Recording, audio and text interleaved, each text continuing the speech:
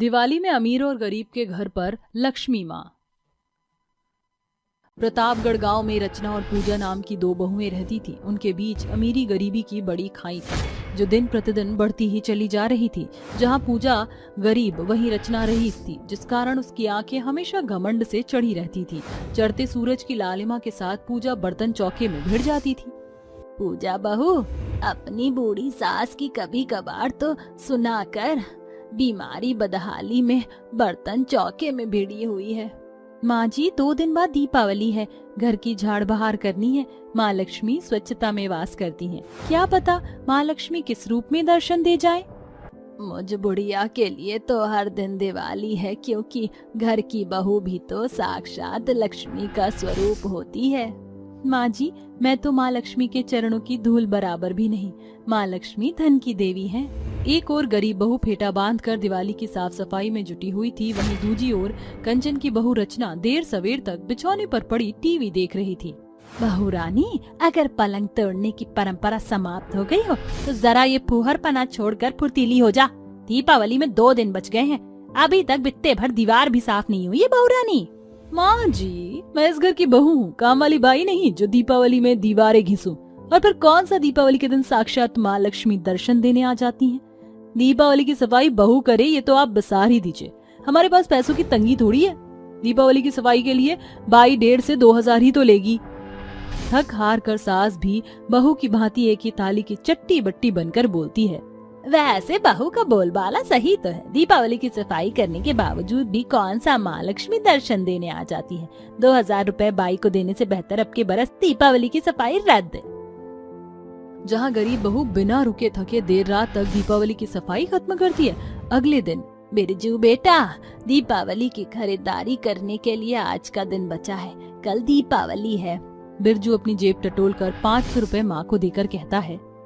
माँ, अब के बरस दीपावली पर दियों का बाजार बेहद मंदा था। 2 दिन में बड़ी मुश्किल से 500 के दियों की बिक्री हुई है। आप दोनों भी सोच रही होंगी कैसे बेटा और पति हूँ मैं, जो 30 त्योहार पर भी आपको खुला खर्चा भी नहीं दे पाता। अजी, ऐसा क्यों कहते हैं? कम से कम दीपावली के पर्व पर हम गरीबों के घर का चूल्हा तो सूना नहीं पड़ेगा। इन 500 रुपए से हम माँ लक्ष्मी की पूजा के लिए फूल फलाहार ले आएंगी, और क्या पता बचे खुचे पैसों से पूरी पकवान भी बन जाए। उस सांझ गरीब और अमीर सास बहू का जोड़ा दीपावली की खरीदारी के लिए बाजार पहुंचता है। गरीब सास बहू चारों ओर नजरें दौड़ाती है, फिर पूजा कहती है। माँ जी, ये बाजार का बढ़ा दाम तो सोच से परे है। बहू, दीपावली में फल फूल का दाम बढ़ना लाजमी है। धीरज धर, माँ लक्ष्मी हमें इन 500 में जरूरत का सब कुछ मुहैया करा देंगी। दोनों सास बहू लक्ष्मी पूजन के लिए माँ लक्ष्मी और गणेश जी की मूर्ति और फल फूल खरीद कर घर आने लगती हैं कि एकाएक अमीर और गरीब बहुओं के बीच टक्कर होती है, जिससे पूजा के हाथ से माँ लक्ष्मी की मूर्ति जमीन पर गिर जाती है। हैं? माँ लक्ष्मी मेरी मूर्ति? अरे ओ गरीब गवार, टकराने के लिए तुझे पूरे बाजार भर में मैं ही मिली थी क्या? माँ जी देखो तो, एक मिट्टी की मूर्ति के पीछे गरीब कैसे मगरमच्छ की तरह तेसुए बहा रही है। रचना मेम साहब, आपके लिए महज ये माटी की मूर्त है, मगर हम गरीबों की गुमटी में इसी मिट्टी की माँ लक्ष्मी की मूर्ति की पूजा होती है। और मूर्ति माटी का हो या संगमरमर का, माँ मोल भक्ति का होता है। गरीब सास बहू माँ लक्ष्मी की टूटी मूर्ति को लेकर घर आती है और घमंडी बहू बोलती है। हाँ, ये गरीब गवार हर बरस मिट्टी की मूर्ति के पीछे और फल फूल में पैसे फूकते हैं, जैसे कि माँ लक्ष्मी दीपावली के दिन इन्हें दर्शन देने दौड़ी आएंगी। घर आकर पूजा मिट्टी से टूटी मूर्ति की मरम्मत करके माँ लक्ष्मी की मूर्ति का साज श्रृंगार करके देर रात सोती है। अगले दिन पूरे प्रतापगढ़ गांव में दीपावली की होड़ होती है। पूजा भोर को उठकर घर बहार कर द्वार धोती है और पूरी पकवान बनाना शुरू करती है। आकाश मंडल के कमल पुष्प पर बैठी माँ लक्ष्मी को हर्षित होता देखकर दासी कहती है। माता लक्ष्मी, आपको मंद मंद मुस्कुराता देखकर ऐसा प्रतीत हो रहा है जैसे आप पूजा की भक्ति भावना से अत्यंत प्रसन्न हैं। हाँ दासी, किंतु आज दीपावली पर मैं माँ लक्ष्मी नहीं, अपितु एक भिखारन का भेष धरकर अमीर गरीब की परीक्षा लूंगी, जिसके बाद ही पुख्ता प्रमाण पता चलेगा।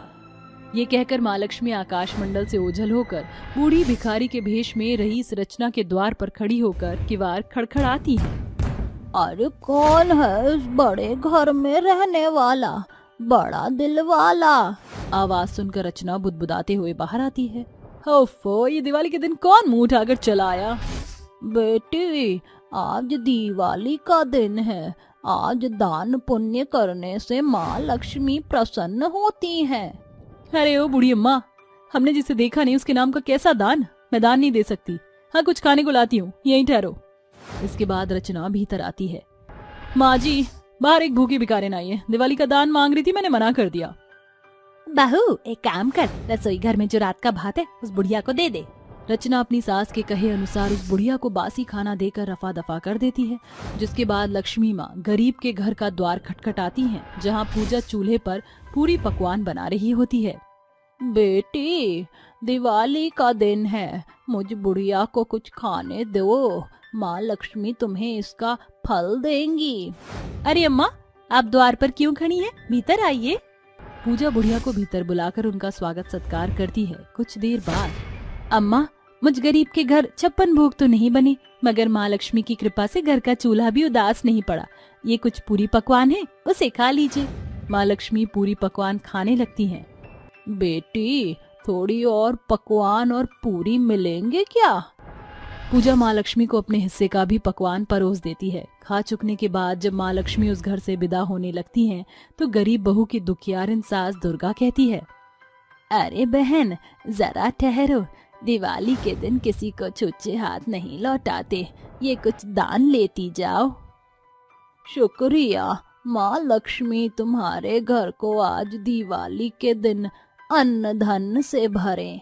ढलते सूरज के साथ अंधियारा घिराता है। सभी घरों के दीवट दीपावली के दियों से जगमग कर रहे थे। वहीं सास बहू माँ लक्ष्मी की पूजा करती हैं, जिसके साथ तेजोमय प्रकाश के साथ माँ लक्ष्मी वहाँ प्रकट होती हैं। हम गरीब की कुटिया में माँ लक्ष्मी पधारी हैं। प्रणाम माँ। दुर्गा, पूजा, मेरे प्रति तुम्हारे मन में सुनहरी श्रद्धा भाव देखकर मेरा मन गदगद हो उठा है। तुमने घनघोर गरीबी में भी जो पकवान उस बुढ़िया को खिलाए थे, वह मैं ही थी। तुम परीक्षा के पड़ाव में खड़ी उतरी।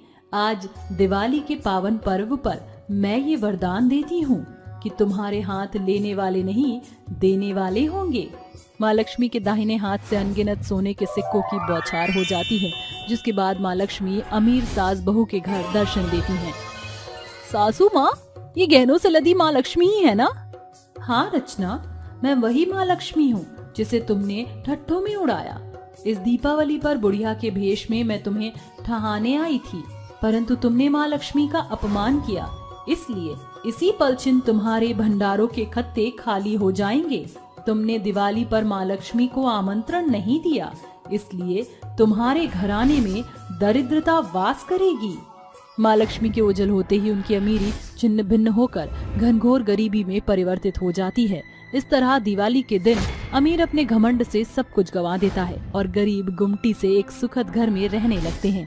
इसके बावजूद भी वह निश दिन अपनी सुख संपन्नताओं का श्रेय माँ लक्ष्मी को देना नहीं भूलते।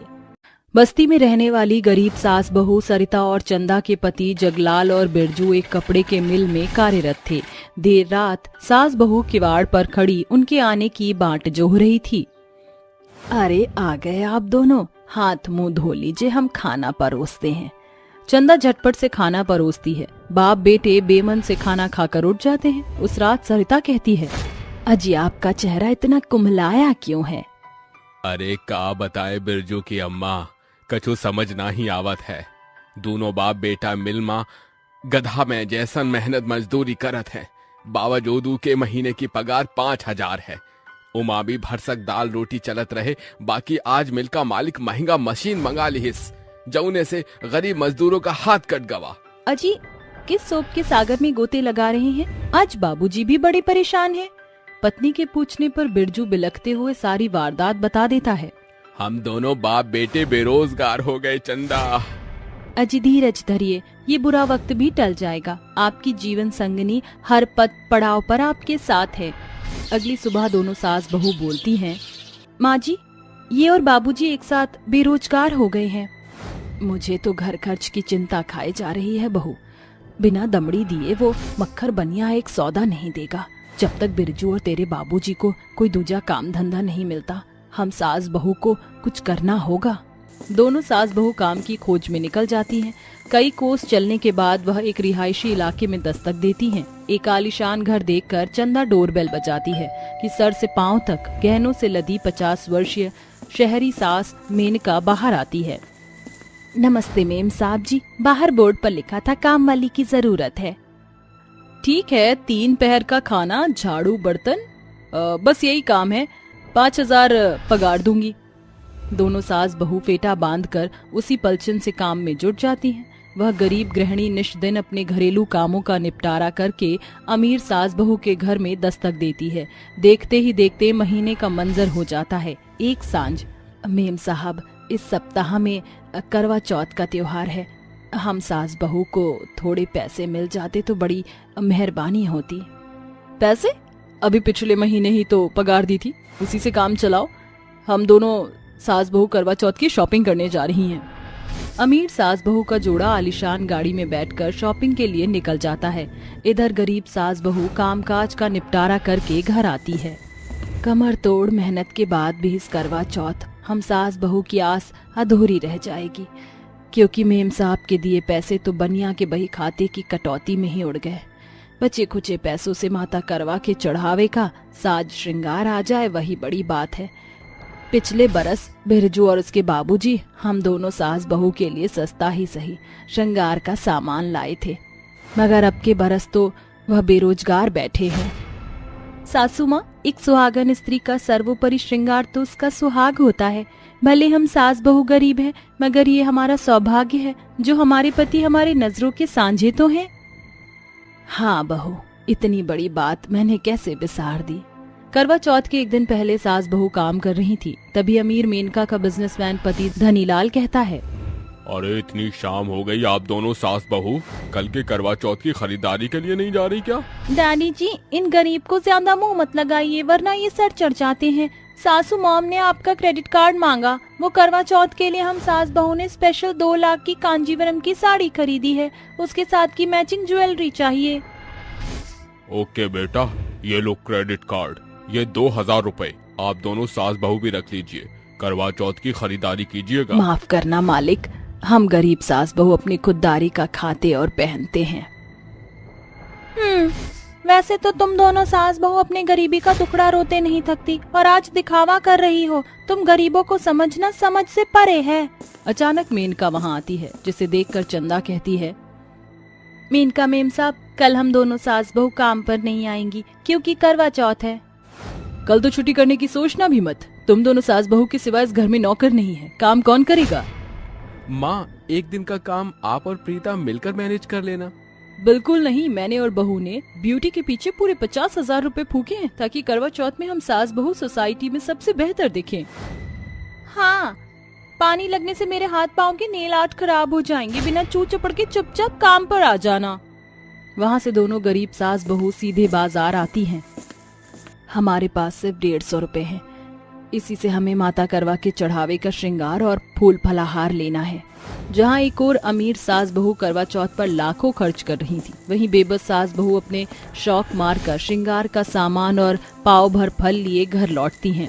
करवा चौथ की सवेर सरिता अपनी बहू को सरगी की थाली देकर कहती है, वैसे तो सरगी की थाली भरी पूरी होनी चाहिए, मगर बिगड़े संजोग के कारण महज ये सूखे फल तुझे दे रही हूँ बहू। माँ जी, आपके हाथों से मिली ये सरगी मेरे लिए सोने के समान है। प्रीता बहू, ये लो सरगी, अच्छे से खाना, आज सारा दिन भूखा रहना है। प्रीता की सरगी की थाली 56 भोग से भरी पूरी प्रतीत हो रही थी। करवा चौथ की सुबह सास बहू काम पर आती हैं। अरे ये कैसी फीकी पुरानी साड़ी पहनी है तुमने? हमसे कह देती, हम सास बहू की भतेरी महंगी साड़ी बेफजूल अलमारी में पड़ी हैं। एक दफा जो पहन लेते हैं उसे रिजेक्ट कर देते हैं। मालकिन, भले आपकी महंगी साड़ी के सक्षम हम सास बहू की साड़ी सस्ती है, मगर इसकी कीमत हमारे लिए लाखों करोड़ों है, क्योंकि ये हमारे पति ने उपहार में हमें दी थी।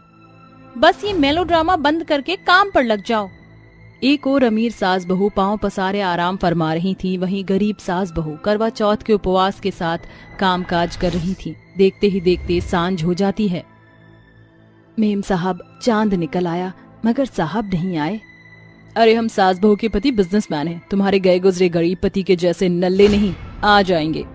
अचानक फोन की घंटी बजती है और सभी अस्पताल की ओर भागते हैं। डॉक्टर, मिस्टर धनीलाल और उमंग। वो देखिए, कुछ लोग लहूलुहान अवस्था में आपके पति को यहाँ छोड़ गए। Doctor, how are they both? कुछ कहा नहीं जा सकता, कंडीशन बहुत क्रिटिकल है। दोनों सास बहू की आंखों से आंसुओं का सैलाब उमड़ पड़ता है। ऐसे में गरीब सास बहू भी उन्हें सांत्वना देती हैं। धीरज धरिए मेम साहब, आज करवा चौथ का दिन है। अपने पति तुंगभद्रा के प्राण बचाने के लिए माता करवा ने यमराज द्वारा दी मौत को भी मात दे दी। विश्वास से भरी सुहागन हर सेकती से अपने पति के प्राण को खींच लाती है। दोनों सास बहू माता करवा के स्मरण करती हैं कि एकाएक माता करवा दैविक स्वरूप में वहां प्रकट होकर कहती हैं, रहीसी के नशे में तुम दोनों सास बहू की भौएं घमंड से चढ़ गई थीं। तुम दोनों ने सदा अपनी कड़वी बोलबान से मेरी भक्त चंदा और सरिता का मन कच्चा किया। माता करवा, हमारी धूर्तता के लिए क्षमा कीजिए। हाँ माता करवा, हम वादा करती हैं भावी भविष्य में फिर कभी किसी गरीब का ठट्ठा नहीं उड़ाएंगे। सदा सुहागन रहो। ये कहकर माता करवा अंतर्ध्यान हो जाती हैं। उसी पल चिन दोनों के पति न सिर्फ होश में आते हैं बल्कि अपने पांव पर अडिग खड़े होते हैं, जिसे देखकर सास बहू माता करवा की महिमा का बखान करती हैं। जय माता करवा की। चंदा सरिता, रुतबे में तुमसे रईस होकर भी आज हमारे छुछे हाथ तुम्हारे शब्द से भर गए। हमारे बुरे बर्ताव के लिए हमें माफ कर दो। मेम साहब, बुरी बातों को बिसार कर करवा चौथ मनाते हैं। अमीर और गरीब सास बहू का दोनों जोड़ा करवा चौथ मनाता है। आज गरीब सास बहू के पति धनीलाल के यहाँ काम कर रहे हैं। अब उनके घर की आर्थिक विपन्नता संपन्नता में बदल चुकी है। कार्तिक नाम का एक भूत पीपल के पेड़ पर बैठा था, जहाँ से वो बाजार की रौनक देख रहा था। ये रौनक दिवाली या होली की नहीं थी, बल्कि करवा चौथ के त्योहार की थी, जिसे देखकर वो कहता है, भला ऐसा कौन सा त्योहार बना रहे हैं ये इंसानी लोग जिसकी भीड़ इतनी बेशुमार है। बाजार में जरा जाकर देखता हूँ। कार्तिक भूत के रूप में बाजार में घूमता है। वहीं दूसरी ओर तनु नाम की चुड़ैल बाजार में करवा चौथ की रौनक देखकर कहती है, आखिर इस त्योहार की इतनी रौनक क्यों लगी है बाजार में? जरा पता करती हूँ, पर उसके लिए मुझे रूप बदलना होगा। तनु भी रूप बदलकर कई लोगों को करवा चौथ की शॉपिंग करते हुए देखती है। अरे बहू, ये लाल रंग की साड़ी तुझ पर बहुत खिलेगी। यही पहनियो तू अगले हफ्ते करवा चौथ के दिन। सच्ची माँ जी? और माँ जी, मैं ये गहने ले लूँ क्या? हाँ बहू, ले ले। अगर विक्की बिजी नहीं होता तो वही तुझे करवा चौथ की शॉपिंग कराने आता और न जाने क्या क्या अटरम शटरम दिलाता। हाँ माँ जी, ये तो आपने बिल्कुल ठीक कहा। पूरे साल ये पति अपनी पत्नियों को शॉपिंग कराने में आनाकानी करते हैं, पर जैसे ही करवा चौथ का त्योहार आता है तो अपनी पत्नियों को महंगी से महंगी चीज दिलाते हैं, और सबसे पहले तो गजरा। हाँ बहू, तेरे ससुर जी भी ऐसा ही करते थे। ओहो माँ जी, ससुर जी तो बहुत रोमांटिक निकले। वो आपको 16 श्रृंगार में देखकर फ्लैट हो जाते होंगे। धत पगली। ओहो, 16 श्रृंगार भी करना होता है? इनसे ही पूछ लेती हूँ। सुनिए आंटी जी, ये करवा चौथ का क्या महत्व है, आप जरा बताएंगी मुझे? हाँ हाँ बेटा, जरूर। ये त्योहार कार्तिक मास के शुक्ल पक्ष में आता है। इस दिन सभी सुहागिनें 16 श्रृंगार करके तैयार होती हैं। पूरे दिन भूखी प्यासी अपने पतियों की लंबी उम्र के लिए व्रत रखती हैं और रात को चंद्रमा निकलने पर छलनी से चंद्रमा और अपने पति को देखने पर पति के हाथों से अर्घ्य ग्रहण करती हैं। अच्छा, ये तो बहुत अच्छा है। शुक्रिया आंटी जी मुझे बताने के लिए। ये सब सुनकर चुड़ैल जंगल की ओर बढ़ती है। वहीं कार्तिक भी सरोज की कही बात सुन लेता है और कहता है, इसका मतलब करवा चौथ का व्रत औरतें अपने पति के लिए रखती हैं। मैं भी चाहता हूँ मेरे लिए कोई ये व्रत रखे, पर मेरी तो शादी ही नहीं हुई है और उसके लिए मुझे शादी करनी होगी। जल्दी से कोई अच्छी लड़की ढूंढ लेता हूँ। वहीं चलते चलते भी चुड़ैल कहती है, अगर मुझे करवा चौथ का व्रत रखना है तो उसके लिए मुझे शादी करनी होगी, तभी मैं 16 श्रृंगार करके अपने पति के लिए व्रत रख पाऊंगी। कोई मुझे अच्छा सा लड़का मिलेगा कैसे? मैं तो चुड़ैल हूँ। अरे हाँ, इंसानी रूप में किसी इंसान से ही शादी कर लेती हूँ, फिर उसके साथ करवा चौथ मनाऊंगी। दोनों बाजार में गांव में रूप बदलकर अपने जीवन साथी की तलाश कर रहे थे। ढूंढते हुए दोनों पीपल के पेड़ के नीचे टकरा जाते हैं, जिससे तनु कार्तिक की गोद में गिर जाती है और कार्तिक उसे संभाल लेता है। और दोनों एक दूसरे को देखते ही रहते हैं। हाय, ये लड़का कितना सुंदर है। कहीं यही तो मेरा जीवन साथी नहीं जिसकी मैं तलाश कर रही थी। हाय रब्बा, कितनी सोहनी कुड़ी है। इसे देखकर तो मेरे दिल की धड़कन ही तेज हो गई है। अब तो मैं इसी से ही शादी करूंगा और यही मेरे लिए करवा चौथ का व्रत रखेगी। क्या देखते ही रहोगे मुझे बचाने के लिए शुक्रिया। वो माफ कीजिए, मेरा भी पैर फिसल गया था। आप ठीक तो है ना? हाँ, मैं ठीक हूँ। अभी प्रपोज कर दूं या नाम पूछ लूं? वैसे आपका नाम क्या है? जी, मेरा नाम कार्तिक है। और आपका? मेरा नाम तनु है। अच्छा, वैसे यहाँ नया हूँ, यहाँ कुछ नहीं जानता। क्या आप 2 मिनट चलकर मेरे से बात करेंगी? हाँ, मैं भी यहाँ का कुछ नहीं जानती। चलिए वहीं चलते हैं। ये कहकर दोनों एक नदी किनारे आकर बहुत सारी बातें करते हैं। दोनों भूत और चुड़ैल थे और एक दूसरे का सच कोई नहीं जानता था। क्या इन दोनों का करवा चौथ का मकसद पूरा हो पाएगा, ये जानने के लिए कहानी में आगे बढ़ते हैं। सोच क्या रही है तनु चुड़ैल? इस लड़के को अभी अपनी चिकनी चुपड़ी बातों में फंसाकर शादी के लिए हाँ करवा ले, वरना करवा चौथ अगले हफ्ते नहीं अगले साल मनेगा। लड़की तो बहुत अच्छी है, अभी से प्यार का इजहार कर देता हूँ, वरना ये मेरे लिए करवा चौथ का व्रत नहीं रखेगी। सुनिए, वो मैं आपसे प्यार करने लगा हूँ और आपका यहाँ कोई नहीं है न मेरा, तो मैं आपसे शादी करना चाहता हूँ। क्या मुझसे आप अभी शादी करेंगी? क्या आप मुझसे शादी करना चाहते हैं? हाँ, मैं तैयार हूँ। मैं भी आपसे प्यार करती हूँ और आपसे शादी करना चाहती हूँ, वो भी इसी वक्त। सच? आप तो बहुत तेज निकली। आप भी। चलिए यहीं शादी कर लेते हैं। मंदिर में जाने की कोई जरूरत नहीं, वरना मंदिर में प्रवेश नहीं हो पाएगा। हाँ हाँ, मैं सहमत हूँ। आप तैयार होकर आ जाइए, मैं शादी की तैयारी कर लेता हूँ। जी ठीक है। ये कहते ही तनु अपनी जादुई शक्तियों से दुल्हन बनकर तैयार हो जाती है। वहीं कार्तिक दूल्हा बनकर अपनी शक्तियों से मंडप सजा देता है, जिसके बाद दोनों शादी कर लेते हैं और एक घर में रहने लगते हैं। चलो, मेरी शादी तो हो गई। अब अगले हफ्ते मैं करवा चौथ का व्रत रखूंगी और कार्तिक मुझे शॉपिंग करवाएगा। मेरी शादी हो गई है तो मुझे यकीन ही नहीं हो रहा। अब बस करवा चौथ के दिन का इंतजार है, फिर मैं अपनी जाने मन को महंगी साड़ी, गजरा सब दिलाऊंगा और अपने हाथ से उसका व्रत खुलवाऊंगा।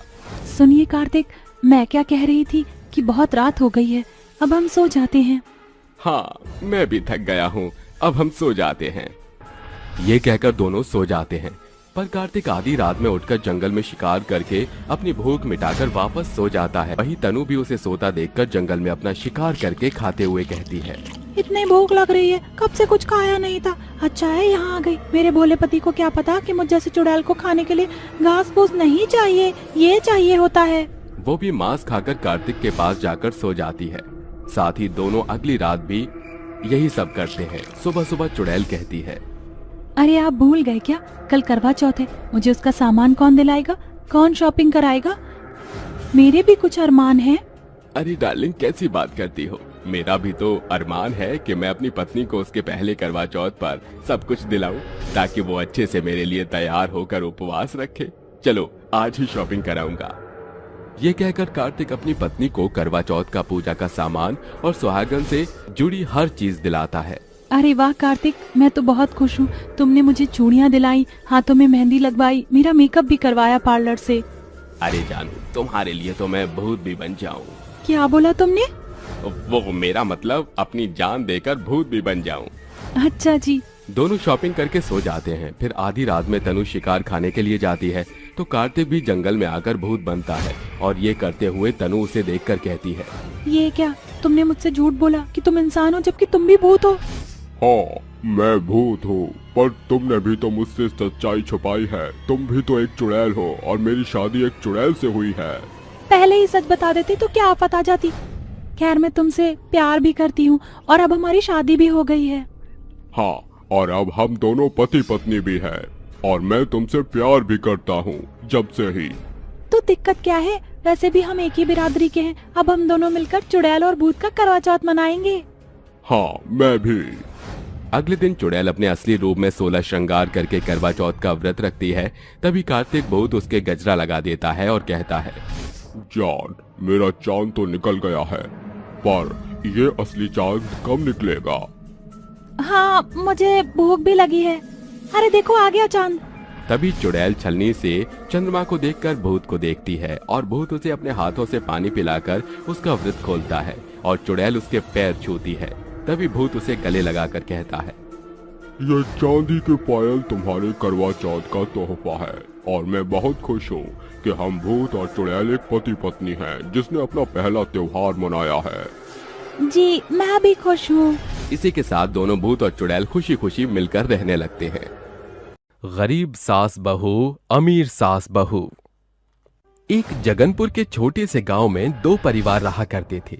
एक परिवार गरीब था और एक परिवार अमीर था। दोनों परिवारों में शादी का माहौल होता है और दोनों के घर में बहू आती है। अमीर के घर अमीर बहू आती है और गरीब के घर गरीब बहू आती है। अमीर की बहू ढेर सारा दहेज लेकर आती है, तो वहीं गरीब की बहू अपने साथ दहेज में कुछ भी नहीं लाती। अरे वाह बहू, क्या बात है, तेरी माँ ने तो तुझे सोने से लाद के भेजा है। अरे इतने सोने के जेवर पहनकर तो तू पूरी चंद्रमुखी लग रही है। अरे ये सब तो करना ही था, क्योंकि मेरे पिताजी शहर के क्लर्क जो हैं, अब अपनी बेटी की शादी में पैसा नहीं लगाएंगे तो फिर किसकी शादी में लगाएंगे।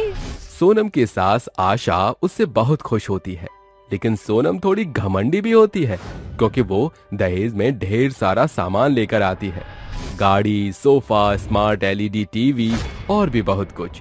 वहीं दूसरी तरफ उनके ही सामने गरीब घर की बहू अपने घर से केवल अपने 2 जोड़ी कपड़े लेकर आती है, जिसे देखकर उसकी सास सावित्री कहती है, अरे ये क्या, इसके माँ बाप इतने गरीब हैं कि इसे केवल 2 जोड़ी कपड़े में ही भेज दिया। हे भगवान, हमारे तो भाग्य ही फूट गए इस लड़की से अपनी बेटे की शादी करवाकर। माँ जी, आपको दहेज की क्या जरूरत है, आपके घर में तो पहले से ही इतना सामान है। अरे कलमुही, मेरे भरे पूरे घर को नजर मत लगा, बड़ी मुश्किल से मैंने जोड़ा है। शादी के पहले दिन पर ही पूजा को अपनी सास की ये सारी बातें सुनकर बहुत अफसोस होता है, लेकिन वो किसी से कुछ नहीं कह पाती। अगले दिन से पूजा अपने ससुराल की सभी जिम्मेदारियों को अच्छे से संभाल लेती है और घर के सभी काम शुरू कर देती है, जिसके बाद वो नाश्ता बनाकर अपनी सास सावित्री को बुलाने के लिए जाती है। माँ जी, मैंने नाश्ता बना दिया है, चलिए नाश्ता कर लीजिए।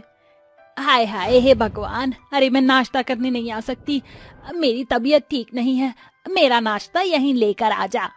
सावित्री के कहने पर पूजा उसके लिए नाश्ता तैयार करके उसके कमरे में ले आती है, जिसके बाद जैसे ही सावित्री नाश्ते का पहला निवाला खाती है, वो उसे अपने मुंह से जमीन पर थूक देती है और पूजा से कहती है, अरे करमजली मनहूस कहीं की, ये कैसा नाश्ता बनाया है तूने? अरे ऐसा नाश्ता बनाकर मारेगी क्या तू हमें? लेकिन माँ जी, मैंने तो खाना सही से बनाया था, फिर आपको पसंद क्यों नहीं आया? अच्छा, तो इसका मतलब तू मुझे झूठा साबित करना चाहती है? रुक, तुझे तो मैं अभी बताती हूँ। इतना कहकर सावित्री पूजा के बाल पकड़ लेती है और उसे मारने लगती है। वहीं दूसरी तरफ अमीर घर की बहू सोनम अपने बिस्तर पर अपने पति के साथ आराम से सो रही थी। तभी उसका पति राजवीर उससे कहता है, अरे डार्लिंग, सुबह के 11 बज गए हैं, चलो अब उठ जाओ। नहीं नहीं, मुझे भी थोड़ा और सोना है, शादी के फंक्शन की वजह से मैं बहुत थक गई हूँ, मुझे थोड़ा आराम कर लेने दो। सोनम ऐसा कहकर दोबारा सो जाती है, जिसके बाद वो दोपहर में उठती है और अच्छे से तैयार होकर अपनी सास के पास जाती है। अरे बहू, तू इतनी जल्दी उठ गई? अरे इतनी जल्दी उठने की क्या जरूरत थी, अभी तो तू आराम कर। आज पता है ना तुझे, तेरी मुंह दिखाई की रस्म है, शाम को इतने सारे मेहमान आएंगे तो उनके बीच थक जाएगी। हाँ माँ जी, आप बिल्कुल सही कहती हो, मुझे थोड़ा और आराम कर लेना चाहिए, क्योंकि शाम को मुझे बहुत सारा मेकअप करके सबके साथ बैठना होगा और फिर मेरा लहंगा भी बहुत भारी है, मैं तो उसे संभाल कर परेशान हो जाऊंगी। आखिर चांदनी चौक की सबसे बड़ी दुकान से जो बनवाया है। ऐसा कहकर सोनम अपने कमरे में आराम करने के लिए चली जाती है।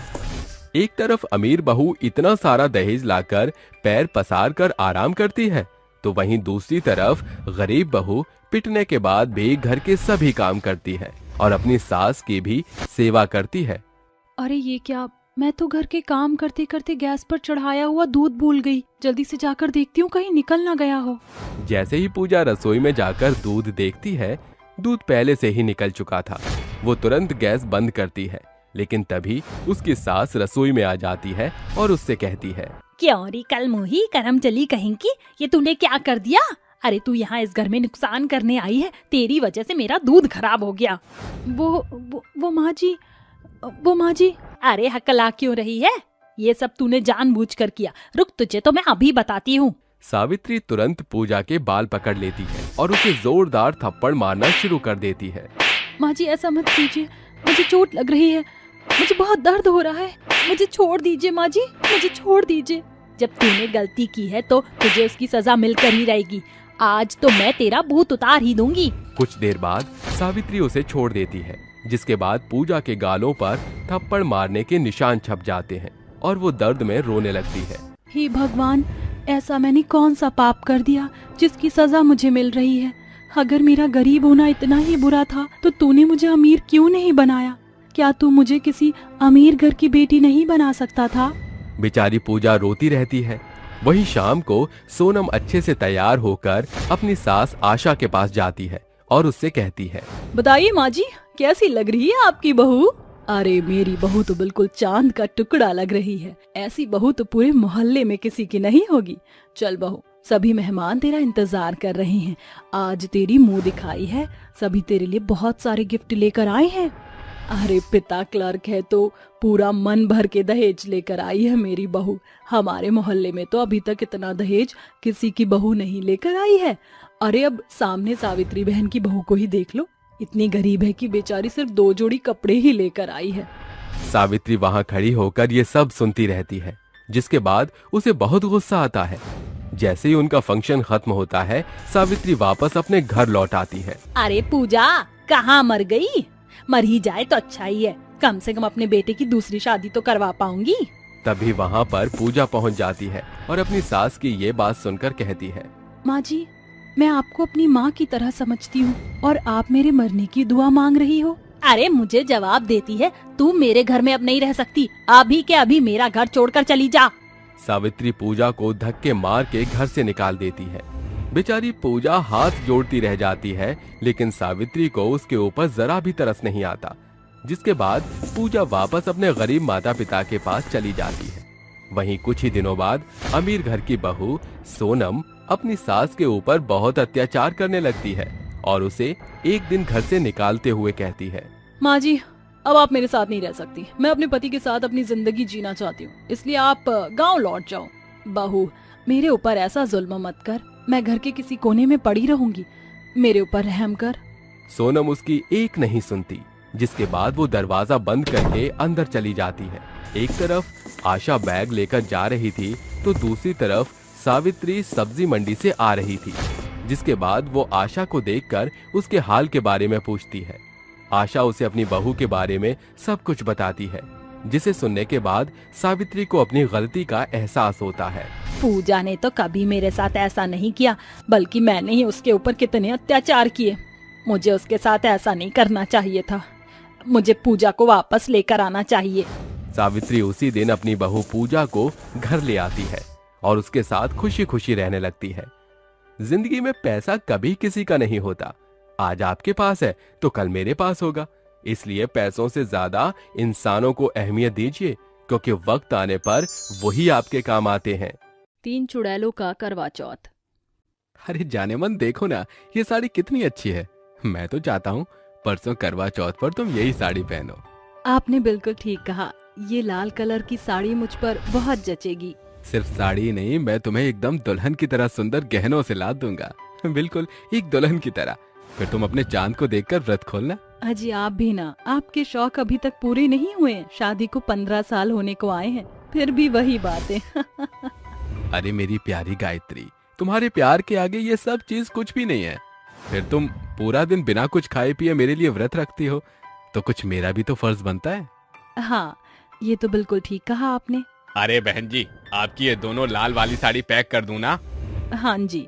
दोनों पति पत्नी उससे साड़ी खरीदकर आगे चले जाते हैं। वहीं झूले में ऊपर बैठकर तीनों चुड़ैल बहनें उन्हें देखकर कहती हैं, अरे ओ मोहिनी, चांदनी, ये दोनों पति पत्नी आखिर कौन से करवा चौथ की बात कर रहे थे?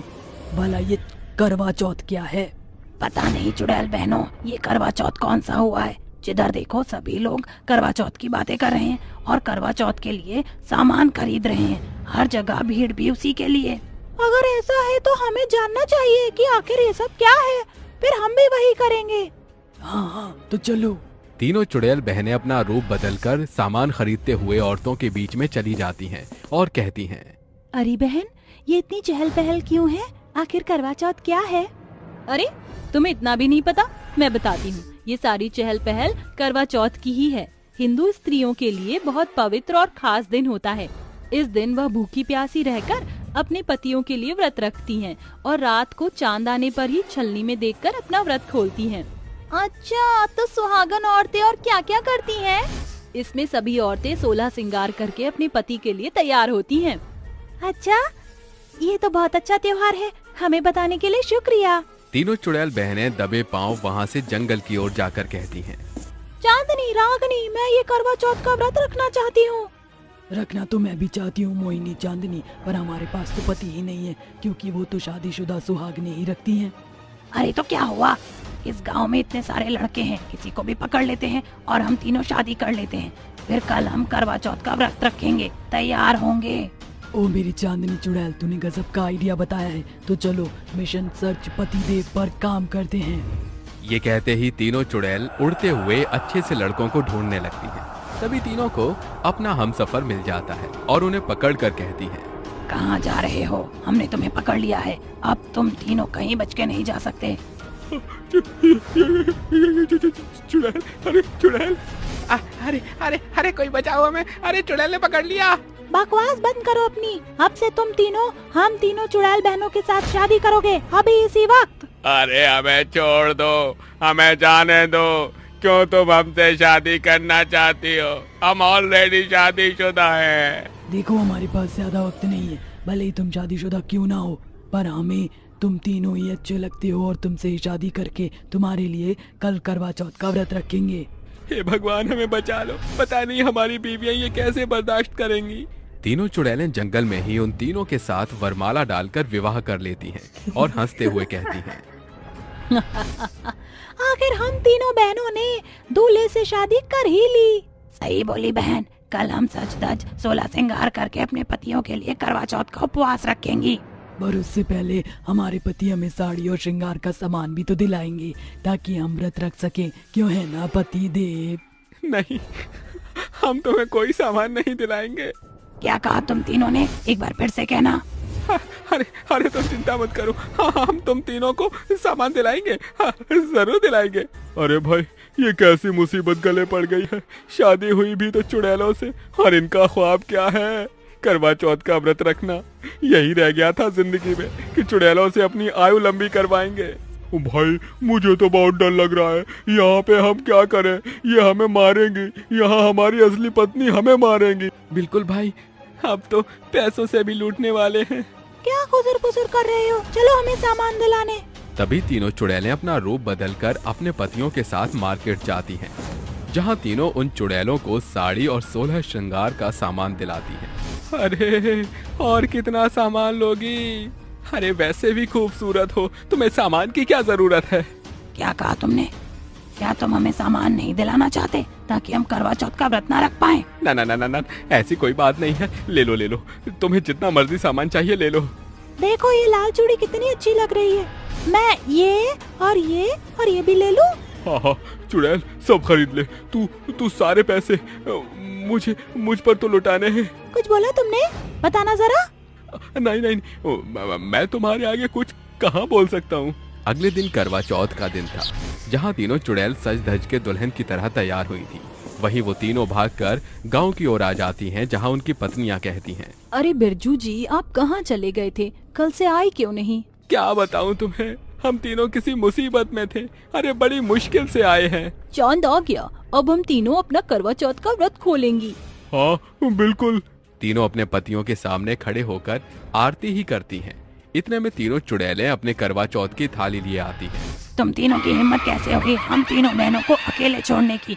जानते हो ना, हमारी शादी हुई है तो हमें करवा चौथ का व्रत खोलना है। चुड़ैल को देखकर आसपास के लोग भागने लगते हैं। क्या तुम तीनों ने हम तीनों को धोखा देकर चुड़ैल से शादी की है? अरे नहीं नहीं प्रेमा, ऐसा कुछ भी नहीं है। इन चुड़ैलों ने हमसे जबरदस्ती शादी की है। हम अभी भी तुमसे ही प्यार करते हैं, तुम्हारे ही पति हैं। क्या कहा तुमने? अभी बताते हैं। तीनों चुड़ैलें अपने अपने पतियों को अपनी शक्तियों से बांध लेती हैं, जिससे उनके हाथ जकड़ जाते हैं और तीनों बीवियों को हवा में लटकाकर उन तीनों के सामने खड़े होकर आरती करके छलनी से चांद को देखकर उन्हें देखती हैं। इतने में वो करवा चौथ थाल की ऊर्जा शक्ति से तीनों चुड़ैलों का हाथ जल जाता है, थाल गिर जाता है और वो कहती हैं, ये क्या हुआ? हम तीनों के हाथ क्यों जल रहे हैं? पता नहीं बहन, हम अपने पतियों के लिए करवा चौथ का व्रत क्यों नहीं खोल पा रही हैं? तुम तीनों चुड़ैल की बस की बात नहीं है कि करवा चौथ की व्रत को पूरा कर पाओ। इसकी ऊर्जा शक्ति ने तुम्हारी नकारात्मक हाथों को जला दिया। बिल्कुल सही कहा निशा तुमने। अपने पतियों के लिए करवा चौथ का व्रत हम पूरा करेंगी। तुम्हारी इतनी हिम्मत ऐसा बोलने की? अगर हम ये करवा चौथ का व्रत पूरा नहीं कर सकते तो तुम्हें भी नहीं करने देंगे। तीनों चुड़ैल अपने अपने पतियों को मार देती हैं। तभी वो तीनों जमीन पर गिर पड़ती हैं और अपने पतियों के लिए रोते हुए कहती हैं, हे भगवान, तुम दुष्ट चुड़ैलों ने हमारे पति के साथ क्या कर दिया? अब तो तुम्हारे पति मर गए, अब क्या होगा तुम तीनों का? तुम तो आज के दिन ही विधवा हो गई। तुम चुड़ैल जानती नहीं हो कि एक सुहागन के सिंदूर में कितनी ताकत होती है। वह यमराज से भी अपने पति की जान वापस ला सकती हैं। तो तुम क्या चीज हो? ये कहते ही निशा, मालती, प्रेमा अपने करवा चौथ जल से करवा चौथ माता का नाम लेकर उन तीनों चुड़ैलों पर डाल देती हैं, जिससे वो तीनों भस्म हो जाती हैं। बचाओ, बदन जल रहा है। भस्म होते ही तीनों चुड़ैलें गायब हो जाती हैं। तभी तीनों हाथ जोड़कर आंख बंद करके कहती हैं, हे करवा चौथ माता, हमने पूर्ण श्रद्धा से अपने पति की लंबी आयु के लिए व्रत रखा है। कृपा करके हमारे सालों के करवा चौथ व्रत का हमें फल प्रदान करें। जय करवा चौथ माता की। ऐसा कहते ही करवा चौथ माता प्रकट होती हैं और अपनी हथेली से निकली शक्ति द्वारा उन तीनों को जीवित कर देती हैं। पुत्रियों, मैं तुम तीनों के तप, प्रेम, श्रद्धा से बहुत प्रसन्न हूँ, इसलिए तुम्हारे पतियों की दीर्घायु का आशीर्वाद प्रदान करती हूँ। आयुष्मान भव। तुम जैसी सुहागिनी ही आगे चलकर भी अपने पतियों की हमेशा ऐसे ही रक्षा करेंगी। अरे शुक्रिया करवा चौथ माता, हमें आशीर्वाद देने के लिए। तो बोलो करवा चौथ माता की जय। तभी करवा चौथ माता अंतर्ध्यान हो जाती हैं और सभी स्त्रियां अपने पतियों के साथ करवा चौथ का उपवास खोलती हैं और खुशी खुशी रहने लगती हैं।